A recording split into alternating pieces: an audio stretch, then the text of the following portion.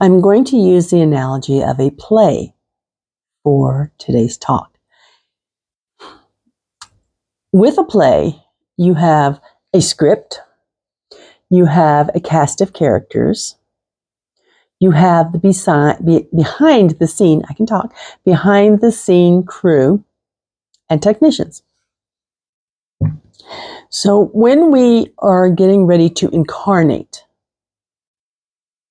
we go and pick our cast of characters and our behind the scene teams. So the teams would be the guides, the spiritual team, the ones that help try to keep us on track if we try to divert from what our script is that we had prepared.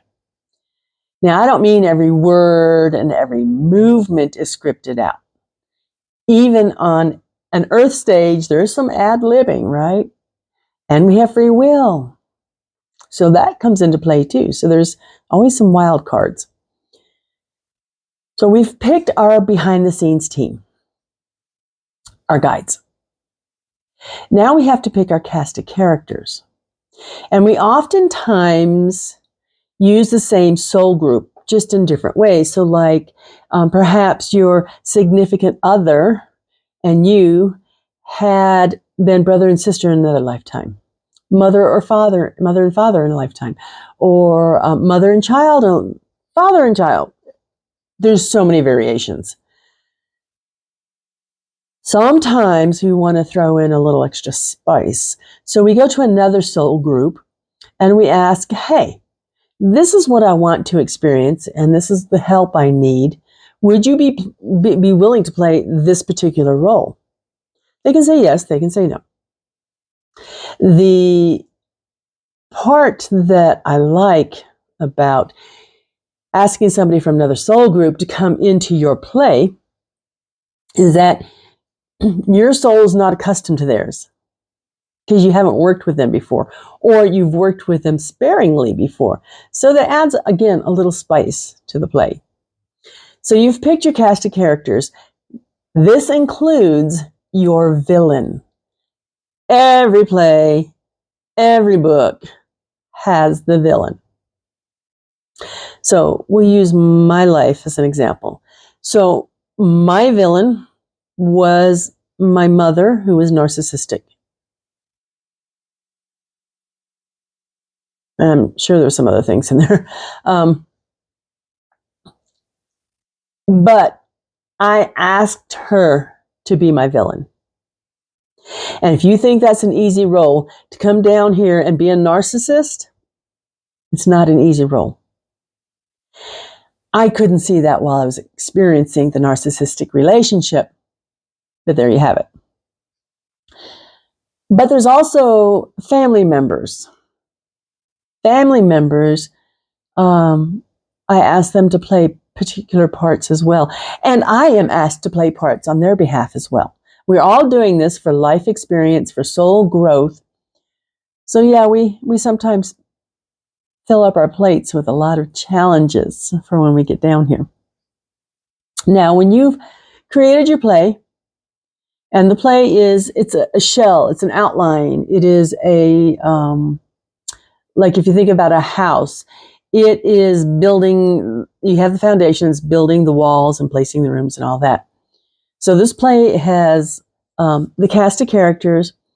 The script will be, okay, I have my family members picked out, but when I reach this particular growth opportunity in my lifetime, I would like Susie Q to enter stage left. Let's cross paths. And Susie Q might be somebody that has had the same experience and helps me through it. It could be somebody that bolsters me and I bolster them. It could be somebody that comes in to give me some much needed advice. Whatever I've asked that person to play, that role to play. So we have all these entry and exit points of other people coming through our play, our lifetime. So let's say all the players in place. Now we have to pick body structure eye color, and we follow the bloodline of our parents, okay, who have chosen their bloodline in accordance for what they need. So, bloodline chosen, and I like to visualize me sitting at a computer and going swipe, swipe. I want this body style. I want this color eyes. I want to be this tall. I want to be.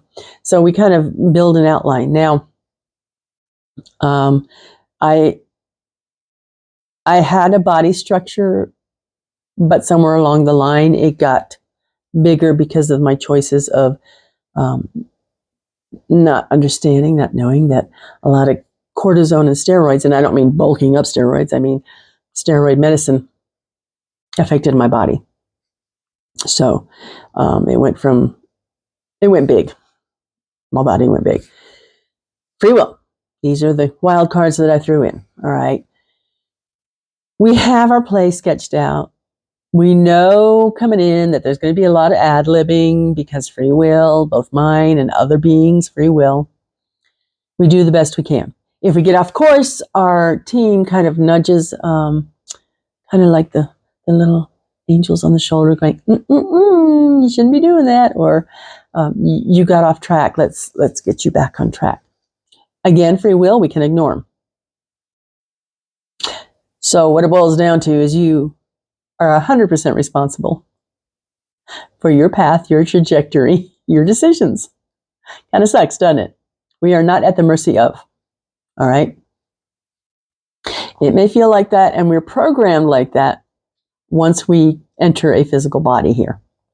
But 100%, you're responsible.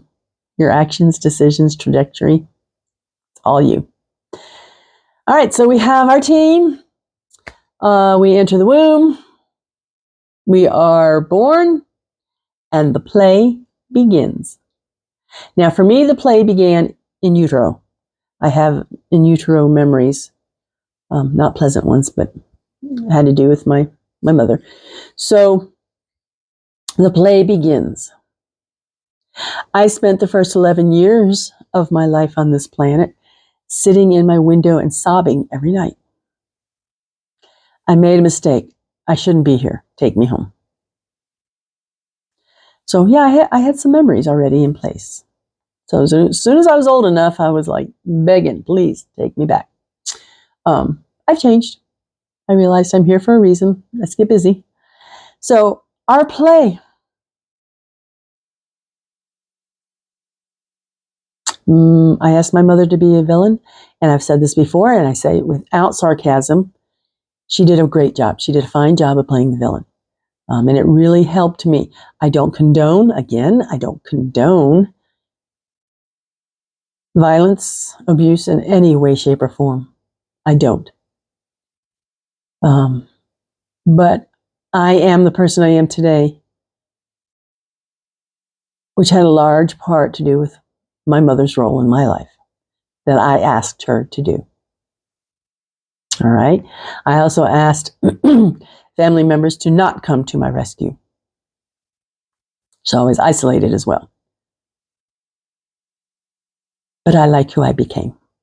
So, our play. Thanks.